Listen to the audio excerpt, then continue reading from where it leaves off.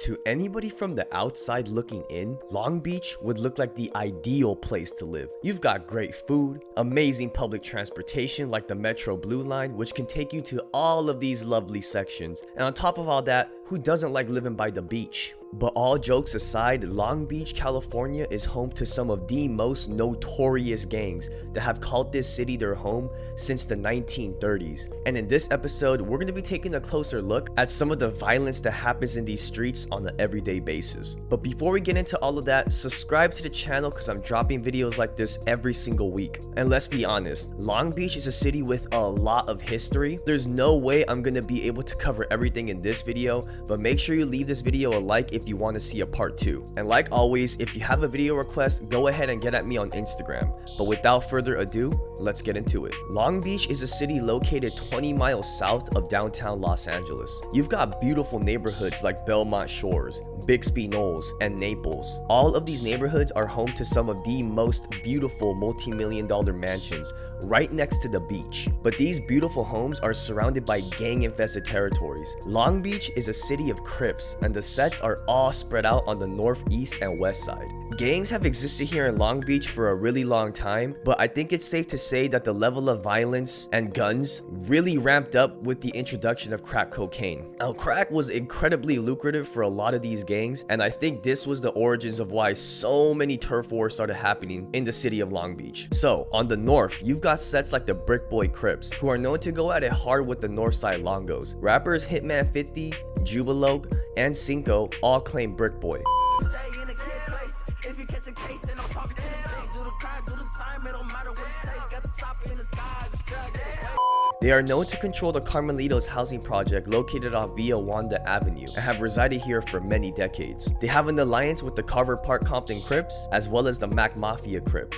And of course, I can't mention Northside Long Beach without mentioning the Naughty and Nasty Gangster Crips, also known as 2NGC, and this is where Vince Staples is from. You've also got the Northside Asian boys that mainly reside and control the Cherry Avenue apartments, and this is believed to be their main territory. Aside from them, you've got the Rolling 20s and the Northside Longos that all claim territory right by the Bixby Knolls area. Bixby Knolls is often referred to by locals as Uptown Long Beach, which also consists of the California Heights neighborhood, which is a historic part of the city. Both of these areas are regarded as some of the best places to live in California, with lower crime rates and higher graduation rates compared to the surrounding neighborhoods. But that's enough about Uptown Long Beach. Let's take things to the west side. A couple hoods claim territory here. You've got the Westside Rolling 80s, and they claim the Springdale West apartments. You've got rappers like TB the Gunslinger, and I'm sorry if I mispronounced that, who have been putting on for the set for a minute.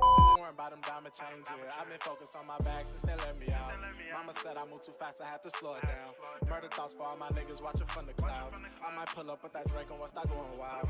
And right on the other side of Santa Fe Street, we've got the Westside Sons of Samoa Gangster Crips, who are known to go at it with the Westside Rolling 80s. Silverado Park is also located in their territory, and it is a known hangout for the SOS members. You've got artists like Rowdo Boy that's been putting on for his section, and to be quite honest, we need more music from him because bro is nice on the mic. The Sons of Samoa are also known to go at it with the Westside Longos. But let's take things to the east side of Long Beach, and this is where you will find all of the activities for sure. The east side is on the other side of the Los Angeles River, and this is where you'll find Pacific Coast Highway, aka PCH, but also known as Pimps, Crips, and Hoes. This street is known to be similar to Figueroa in Los Angeles, and there's all kinds of extracurricular activities to get into. But other than the PCH, you've got a bunch of gangs that reside here. Let's start with the Insane Crips, also known as Baby Insane Gang, or BIG for short. The Insanes are considered to be one of the largest Crip sets on the east side of Long Beach. They have had a long-standing rivalry with the Rolling 20 Crips and also the Naughty and Nasty Gangster Crips, but they are also believed to have enemies from most of the Rolling neighborhood Crips. They started off as Big Insane, which are the ones that are considered to be the first generation OGs.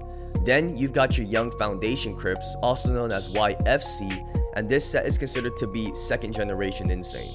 And finally, You've got your baby insane Crips, also known as BIG, and they are considered to be the third generation of the insane Crip gang. In 2012, a known leader and 15 other members from the Insanes were arrested on multiple charges that involved 13 different shootings. On November 19th, 2009, at about 11:30 p.m., the Long Beach Police Department responded to a shooting on the 3600 block of Santa Fe Avenue. This shooting resulted in the death of one male and also left 2 injured. Frank Castro and his homies were approached by at least 2 male subjects on foot. Frank Castro was struck multiple times in the upper body and torso and was determined deceased at the scene by Long Beach paramedics. The other 2 victims were transported to a local hospital with non-life-threatening injuries. Aside from this situation, there have also been 13 different shootings that span from November the 19th, 2009 to December the 3rd, 2011. The Insanes were also involved in a situation with the Filthy Crips. The Filthy Crips were a smaller Crip set that tried to remain independent from the Insanes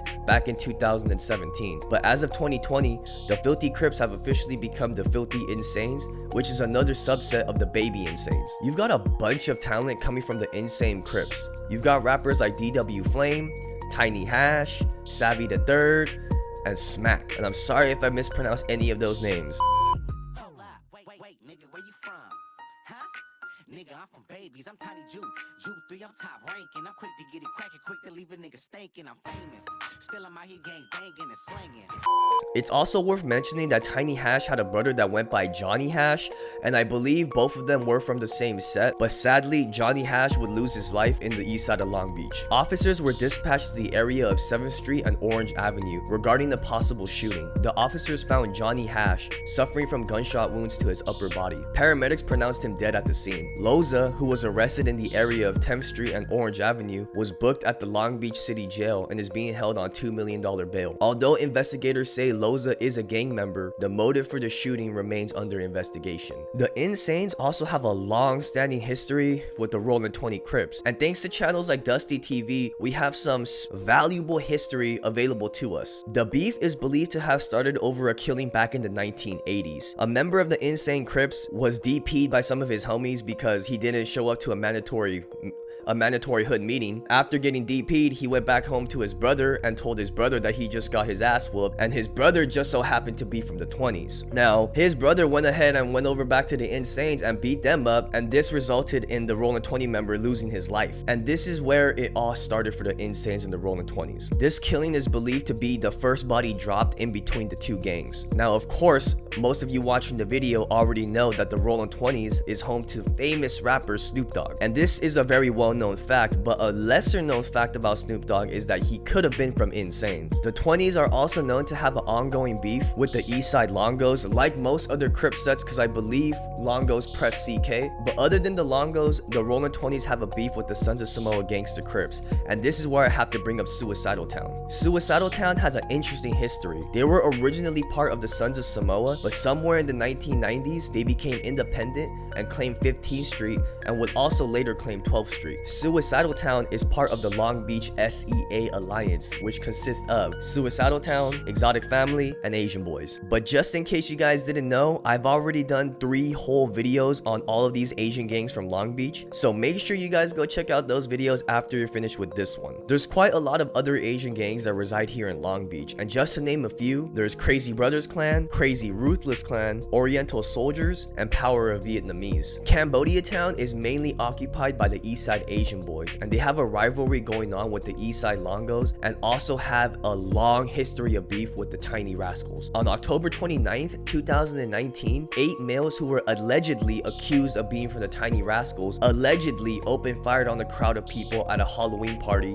located in the Rose Park area of Eastside Long Beach. It is alleged that the 8 members involved in this shooting were targeting this Halloween party because they believed members of the Asian Boys were amongst the crowd. Sadly, there were no gang members at the Halloween party, and this shooting resulted in the death of 3 and also leaving 9 others injured, all non-gang members. So the suspects allegedly drove 3 SUV-style vehicles to the 2700 block of East 7th Street. And this is where they allegedly opened fire on the crowd of people attending this Halloween party. And this incident is believed to have stemmed over a video of somebody dissing the Tiny Rascals, but this has yet to be confirmed. The victims that lost their life that day were Maurice Poe, Melvin Williams, and Ricardo Torres. And if you guys couldn't tell, this is an ongoing investigation, which is why I kept saying allegedly, and which is another reason why we're not going to get into all of the details in this video. This is just one of the many violent attacks and incidents that happen between the Asian gangs here in Long Beach.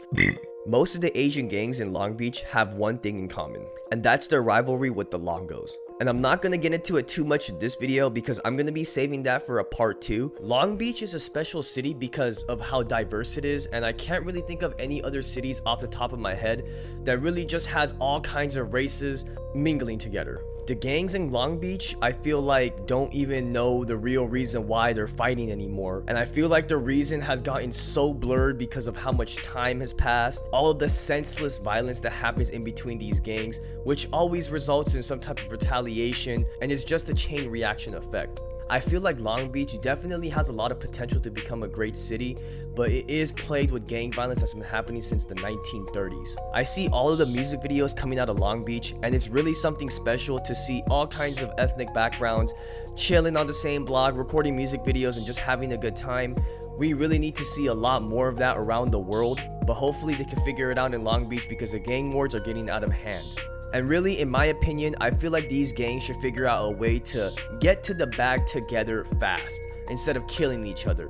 But hey, that's gang politics, and I know nothing about that. I'm just stating my opinion. Remember, subscribe to the channel because I'm dropping videos like this every single week. If you liked the video, please leave it a thumbs up. But until next time, I'll be seeing you guys later. Peace.